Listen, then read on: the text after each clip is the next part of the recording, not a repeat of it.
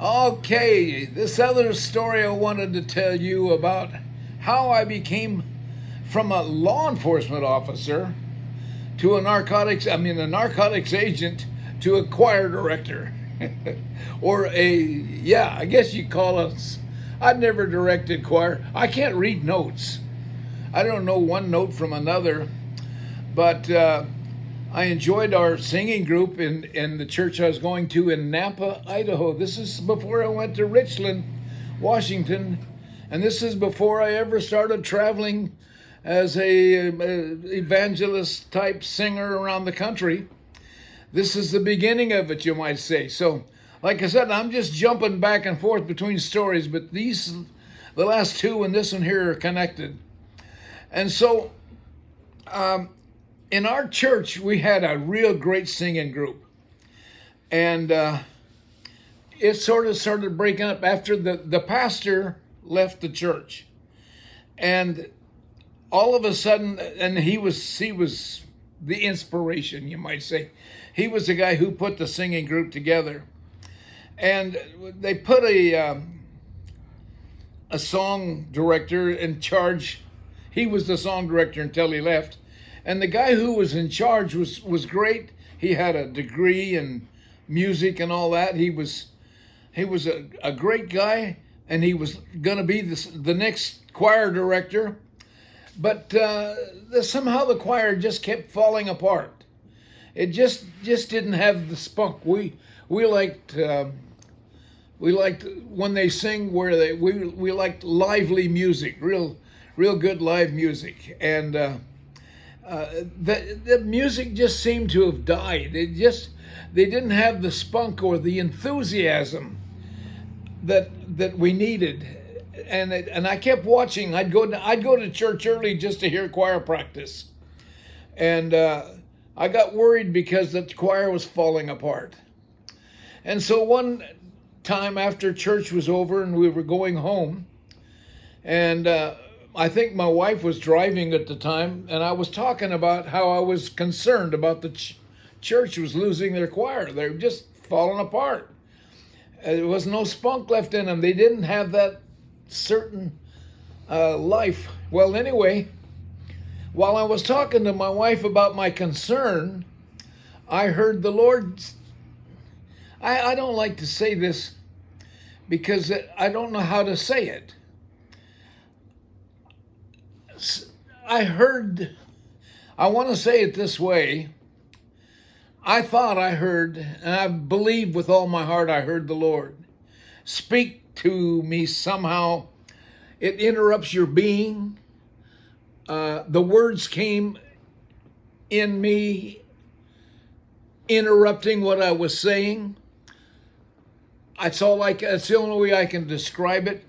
I know it's always scary to say, well, the Lord told me this or the Lord told me that. I don't like to say that, but I'll tell you what, whatever it was, it interrupted what I was saying, and very plainly, he spoke to me and said, "You are the choir director."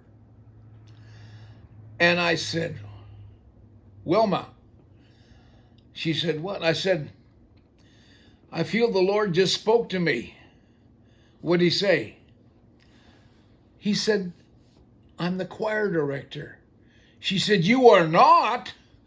I said, "I know I'm not, but I know I heard those words. They interrupted my very being." I said, "I know I heard those words. You are the choir director." She said, "Don't you dare tell anybody that." I said, "I won't." But I said, if I'm the choir director, and if that was the Lord, I'll be the choir director. But I said, no, I'm not going to tell a soul. Well, and I didn't. So the next Sunday, they had choir practice, and I'm there early to watch the choir practice again. And the choir director's trying to get them to sing, and he's directing them, and there's no life. It's just the same as usual. And he threw up his hands at one point. He said, I don't know what to do with them. He says, I can't get what we're trying to get out of them. And I said, would you like me to try something? And I didn't even I didn't know I was going to say that because I didn't know how to be a choir director. I'd never been one. I knew that they get up and do this kind of thing. And so he said, well, yeah, it says, if you can do something, well, go ahead. So I named a song that I wanted him to sing. I remember the name of the song was Come Alive, This is Resurrection Life. It was a song that our pastor who had just left had written, and it was a great song. So I got up and I had Billy Coleman hit that piano and start playing.